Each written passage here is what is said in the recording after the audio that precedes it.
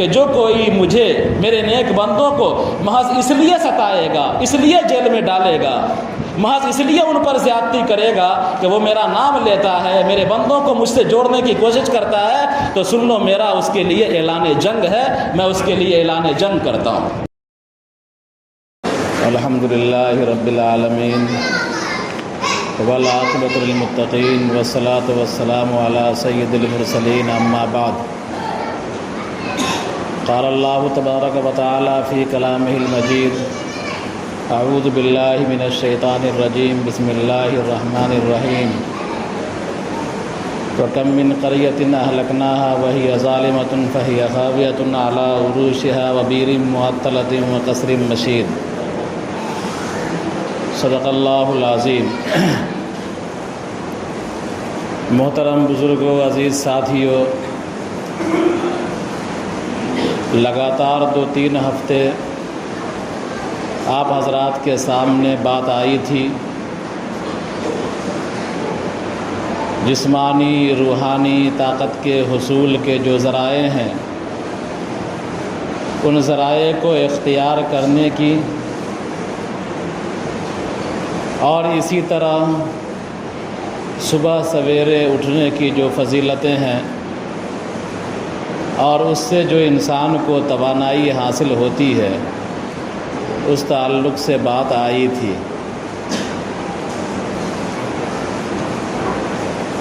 جب سورج طلوع ہو رہا ہوتا ہے تو توانائی بھرپور رہتی ہے،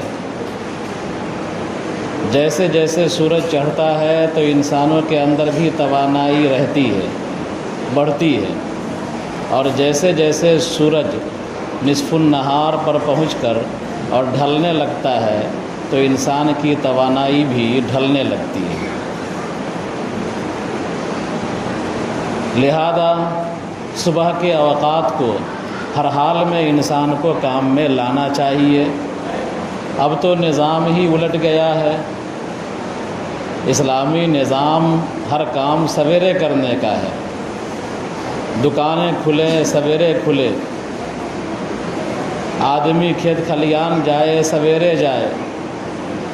تعلیم کا ماحول سویرے ہو۔ اب تو تعلیم کا ماحول بھی اتنا ہو گیا کہ 10 بجے سے اسکول کھلتا ہے، 9 بجے سے اسکول کھلتا ہے۔ جب بچوں پر اضمحلال طاری ہو جاتا ہے، توانائی کمزور ہونے لگتی ہے، ذہن دوسری چیزوں میں مشغول ہونے لگتا ہے، تب جا کے اسکول میں بچہ پہنچتا ہے، وہ کیا پڑھے گا؟ تو تعلیم کا جو وقت ہے وہ صبح کا وقت ہے۔ جتنا سویرے بچہ بیدار ہو اور صبح کے اوقات کا فائدہ اٹھائے، اتنا ہی بچہ ذہانت کے اعتبار سے ترقی کرتا ہے اور صلاحیت کے اعتبار سے وہ آگے بڑھتا ہے۔ مدرسے کے بچے جو ذہین کہلاتے ہیں اور اسکول کے بچے جو کمزور کہلاتے ہیں، اس کے پیچھے یہی ہے کہ مدرسے کے بچے صبح اٹھ جاتے ہیں اور صبح سے اپنے کام میں لگ جاتے ہیں، اللہ کی کتاب پڑھنے لگتے ہیں، اللہ کی کتاب کو یاد کرنے لگتے ہیں، اور اسکول کے بچے جب یاد کرنے کا وقت ختم ہو جاتا ہے تب وہ اسکول میں پہنچتے ہیں۔ تو اسی لیے کہا جاتا ہے کہ مدرسوں کے اندر ٹیلنٹ ہوتا ہے، ذہانت ہوتی ہے۔ تو مدرسے کا نظام فطرت سے ہم آہنگ ہے، فطرت کے مطابق ہے، کائنات کے نظام کے مطابق ہے، اور جو اسکولی سسٹم ہے وہ فطرت کے نظام سے ہم آہنگ نہیں ہے۔ بہرحال یہ نکلے گی بات تو نکلتی چلی جائے گی، آج یہ میرا موضوع نہیں ہے، وہ موضوع ختم ہو گیا۔ جتنا کہا گیا اتنے پر عمل کر لیا جائے، اتنا ہی کافی ہے ہمارے اور آپ کے نجات کے لیے۔ میں نے آیت پڑھی ہے، وَكَم مِّن قَرْيَةٍ أَهْلَكْنَاهَا وَهِيَ ظَالِمَةٌ فَهِيَ خَاوِيَةٌ عَلَىٰ عُرُوشِهَا وَبِئْرٍ مُّعَطَّلَةٍ وَقَصْرٍ مَّشِيدٍ۔ اللہ تبارک و تعالیٰ نے اپنے پاک کلام میں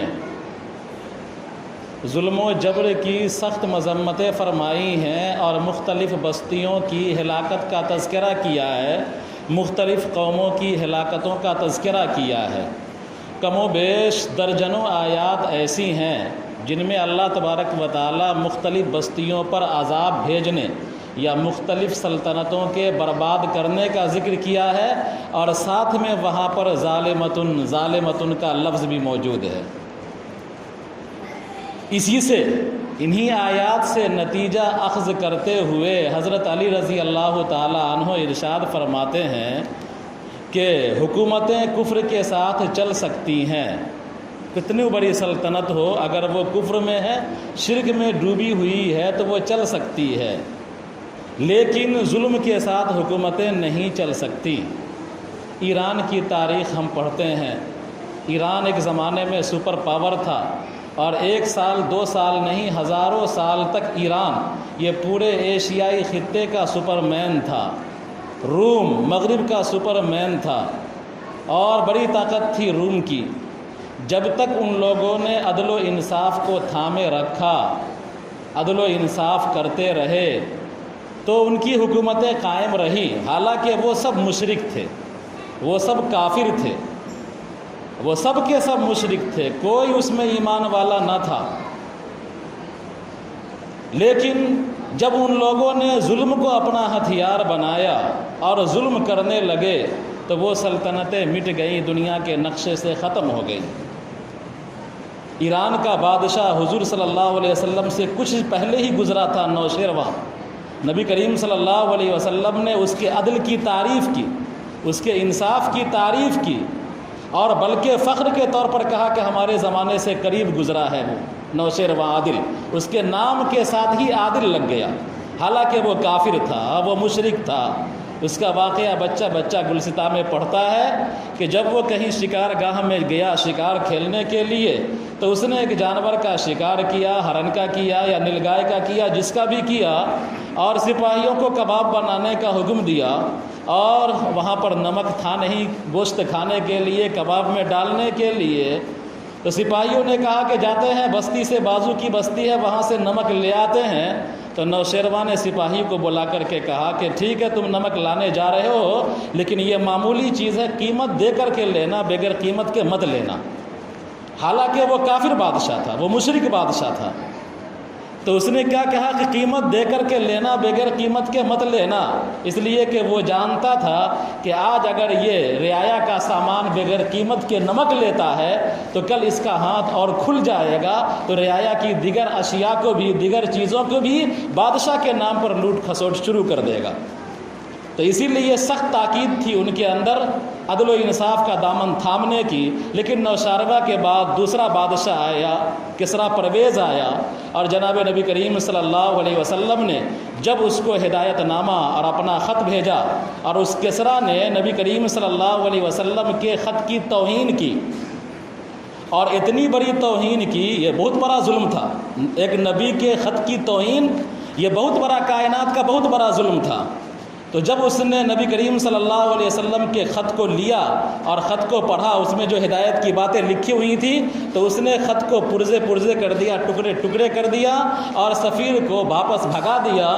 جب سفیر واپس آیا اور نبی کریم صلی اللہ علیہ وسلم سے عرض کیا کہ آپ کے نامہ مبارک کو اس ظالم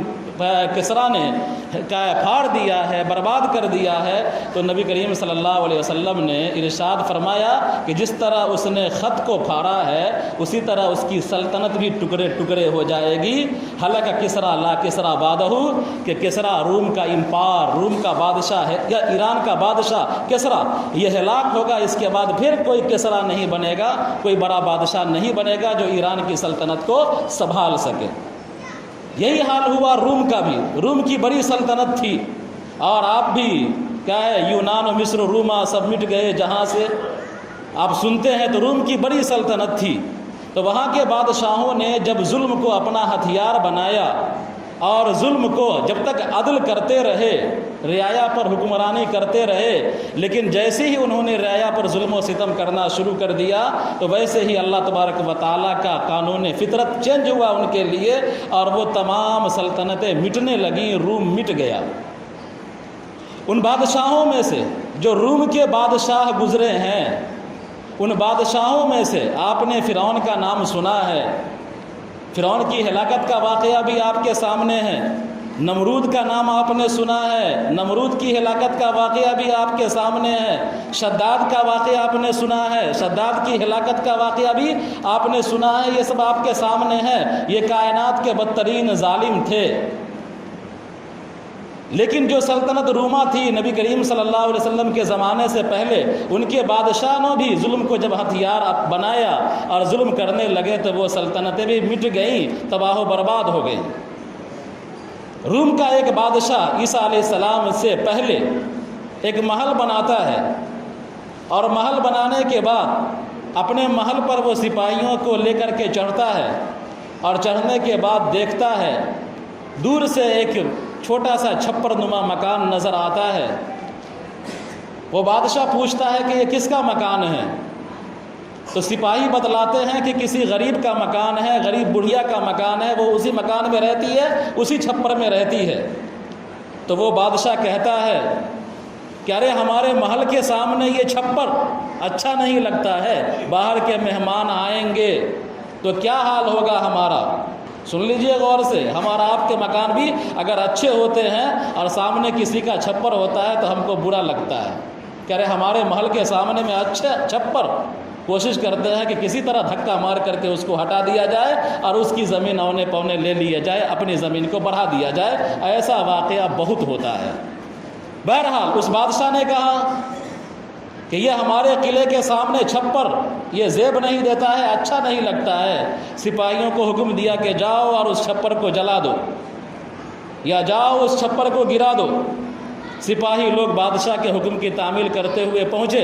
بڑھیا اس چھپر میں نہیں تھی، اور پھر اس نے وہ کہیں گئی ہوئی تھی، سپاہی پہنچ گئے، چھپر کو دیکھا اور چھپر کو انہوں نے گرا دیا۔ بعض مورخین نے لکھا ہے کہ اس نے آگ بھی لگا دی۔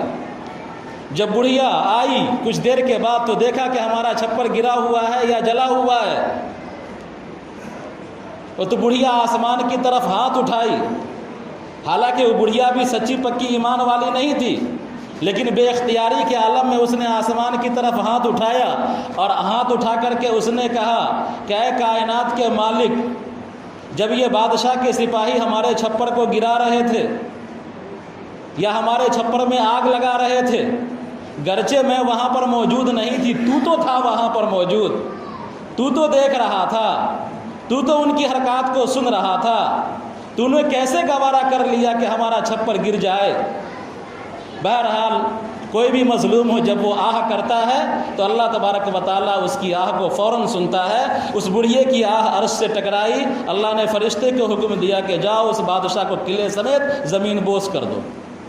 بہرحال فرشتے آئے اور قلعے میں زلزلہ ٹائپ کا آیا، اور بادشاہ بھی اور اس کا پورا لاؤ لشکر بھی اسی قلعے کے اندر محبوس ہو کر کے مر گیا۔ قلعے کی دیواریں اور چھتیں ان کے بدن پر گر گئیں۔ تو ظالموں سے اللہ تبارک و تعالیٰ انتقام لیتا ہے۔ جو سلطنتیں ظلم کو اپنا ہتھیار بناتی ہیں، اللہ تعالیٰ اس کو زیادہ مہلت نہیں دیتا ہے۔ ان بادشاہوں کو زیادہ زندگی نہیں ملتی ہے جو بادشاہ ظلم کو اپنا ہتھیار بناتے ہیں۔ نیرو کا آپ نے نام سنا ہوگا، مشہور محاورہ ہے کہ روم جل رہا تھا، نیرو بانسری بجا رہا تھا۔ مشہور محاورہ ہے، روم جل رہا تھا اور نیرو بانسری بجا رہا تھا۔ اس نے کیا کیا؟ جس علاقے میں یہ تھا وہ علاقہ پالوشن سے بھر گیا تھا، آبادیوں سے بھر گیا تھا، اٹ گیا تھا۔ یہ چاہ رہا تھا کہ آبادی کو کچھ کنٹرول کیا جائے اور نئے شہر کی تعمیر کی جائے، عوام پر ٹیکس عائد کیا جائے زیادہ، اور نئے شہر بسا کر کے وہاں آبادیوں کو ٹرانسفر کیا جائے۔ اس نیرو نے اس اپنے پلان کو کامیاب بنانے کے لیے ایک سازش کر کے اور خود ہی شہر میں اس نے آگ لگائی، اور اپنے قلعے کی بالکونی میں بیٹھ کر کے جلنے کا تماشا دیکھ رہا تھا کہ لوگ جل رہے ہیں، مکانات جل رہے ہیں، مکانوں سے دھواں اٹھ رہا ہے۔ ایسا کیوں کیا تھا؟ ایسا اس لیے کیا تھا کہ نئے شہر کو بسایا جائے، نئے شہر کو آباد کیا جائے اور پالوشن کو، آبادی کو کنٹرول کیا جائے، تاکہ ہمارا نظام حکومت ایک دم مستحکم رہے۔ اور پھر اپنی بالکونی میں بیٹھ کر کے جلتا ہوا شہر دھواں کر کے، جس طرح آج کے حکمراں جب شہر جل رہا ہوتا ہے تو ٹی وی پر بیٹھ کر کے دھواں دیکھ رہے ہوتے ہیں، تو وہ روم کا حکمراں نیرو وہ دھواں دھواں دیکھ رہا ہے، شہر جل رہا ہے۔ وہیں سے یہ محاورہ بنا کہ روم جل رہا تھا، نہرو بانسری بجا رہا تھا۔ اور بانسری کیوں نہیں بجائے گا؟ اس لیے کہ روم کو آگ لگانے والا وہی تھا۔ بہرحال ہزاروں لوگ اس آگ کی نظر ہو گئے اور ہزاروں لوگ اس جل کے خاکستر ہو گئے، ہزاروں مکانات جل گئے۔ لیکن اس کا انجام کیا ہوا؟ اس کا انجام یہ ہوا کہ روم کو جلانے کے بعد، آگ لگانے کے بعد 7 سال بھی یہ حاکم نہیں رہ سکا۔ 7 سال پورا ہونے سے پہلے اس نے خودکشی کر لی، اور اتنا اس کو ڈپریشن ہوا، اتنا ٹینشن ہوا کہ ہر وقت یہ شراب میں مست رہنے لگا، اور پھر جب بھی موقع ملتا یہ اپنے سر کو پیٹتا تھا اور یہ بھاگنے کی کوشش کرتا تھا۔ بالآخر یہ اپنے انجام کو پہنچا، خود ہی سے اس نے خودکشی کر لی۔ روم کا ایک اور بادشاہ گزرا ہے، ایک تو سکندر رومی ہے بہت پرانا، لیکن اس کے بعد بھی اس نام سے ایک بادشاہ گزرا ہے الیگزینڈر نام کا۔ اس نے بھی رومیوں کے ساتھ، اپنی عوام کے ساتھ، اپنی رعایا کے ساتھ اپنی حکمرانی کو مضبوط کرنے کے لیے، پاپولر جب انسان ہوتا ہے اور مقبولیت خوب ملتی ہے تو اس کے اندر تاناشاہی آتی ہے۔ جب انسان کو مقبولیت خوب مل جاتی ہے تو یہ انسان کی فطرت ہے کہ وہ غرور اور تکبر میں مبتلا ہوتا ہے اور اپنے آپ کو دوسری دنیا کی مخلوق سمجھنے لگتا ہے۔ تو وہ بادشاہ بھی جب اس کو مقبولیت خوب ملی تو اس نے بھی یہی کام کیا کہ اپنے آپ کو تمام مخلوق سے برتر سمجھتے ہوئے مخلوق پر ظلم و ستم کرنے لگا۔ کسی کی شادی بیاہ ہوتی، نئی نوی دلہن کو اپنے گھر پر منگوا لیتا، کسی کی بارات جا رہی ہوتی، بارات کو منگوا لیتا، اس کے زیورات وغیرہ کو لوٹ لیا کرتا تھا، اپنے خزانے میں اضافہ کرتا تھا۔ اس منہ سے جو بول دیا وہی قانون ہے۔ کوئی آدمی گزر رہا ہے، ٹھیک سے نہیں گزر رہا ہے، اس کے دیوار کی طرف پشت ہو گئی، بلوایا اور قتل کروا دیا۔ بہرحال اس نے جب ظلم کی انتہا کر دی، اللہ تبارک و تعالیٰ نے اس کو ایسا مارا کہ آپ نے سنا ہے کہ نمرود کے ناک میں مچھر گھسا اور مچھر نے ڈنک مار کر کے اس کو ہلاک کر دیا۔ اس ظالم بادشاہ جو روم کا بادشاہ تھا، جب اس نے ظلم کی انتہا کر دی تو اللہ تبارک و تعالیٰ نے اس کو ہگا کر کے مارا ہے۔ پیچس کی بیماری میں مبتلا ہو گیا، تمام اطباء پریشان رہ گئے اور علاج کرتے رہے، لیکن یہ علاج میں کامیاب نہ ہو سکا اور ہگتے مودتے ہوئے یہ انتقال کیا چند دنوں کے اندر۔ بہرحال جب کوئی حاکم اپنی مقبولیت کی آڑ میں جنتا کو ستانے لگے، عوام کو ستانے لگے، جس طرح بھی ہمارے ملک میں ہو رہا ہے کہ ہمارے وہ دیندار طبقے جو صرف اللہ کے کلمے کو بلند کرتے ہیں، جن کا سیاست سے کوئی مطلب نہیں ہے، عمر گوتم صاحب، ڈاکٹر کلیم صدیقی صاحب، سیاست سے کوئی مطلب نہیں ہے ان لوگوں کو، صرف اخلاق کی بات، دین کی بات یہ لوگوں کو بتلاتے ہیں، اچھی بات، عمدہ نصیحتیں لوگوں کو کرتے تھے، لیکن اپنی مقبولیت کی آڑ میں، اپنے اقتدار کے غرور میں ان لوگوں نے جب ظلم کو ہتھیار اپنایا ہے تو انشاءاللہ اللہ کی سنت بھی لوٹے گی اور اللہ تبارک و تعالیٰ ان کی گرفت کرنے والا ہے، جلد ہی کرنے والا ہے، اور اللہ ضرور گرفت کرے گا۔ ہم سب کو امید کا دامن نہیں چھوڑنی چاہیے، لیکن ہم کو اور آپ کو اللہ تبارک و تعالیٰ سے دعا بھی کرنا چاہیے۔ ہماری بدعمالیاں اتنی ہیں کہ ہماری دعاؤں میں اثر نہیں ہے، ہماری بدعمالیاں اتنی بڑھ گئی ہیں کہ ہم روتے ہیں، گڑگڑاتے ہیں، لیکن ہماری دعائیں عرش سے نہیں ٹکراتی ہیں۔ لیکن وہ اللہ کے بندے جو اللہ کے لیے صرف اس لیے ان کو اٹھایا گیا ہے، صرف اس لیے ان کو جیل میں ڈالا گیا ہے کہ یہ اللہ کی بات بتلاتے ہیں، یہ نبی کی بات بتلاتے ہیں۔ تبلیغی بھائیوں کو اس لیے ستایا گیا کہ یہ مسجد کے اندر اللہ اللہ کرتے ہیں۔ تو جب کوئی بادشاہ یا کوئی حاکم، کوئی حکمراں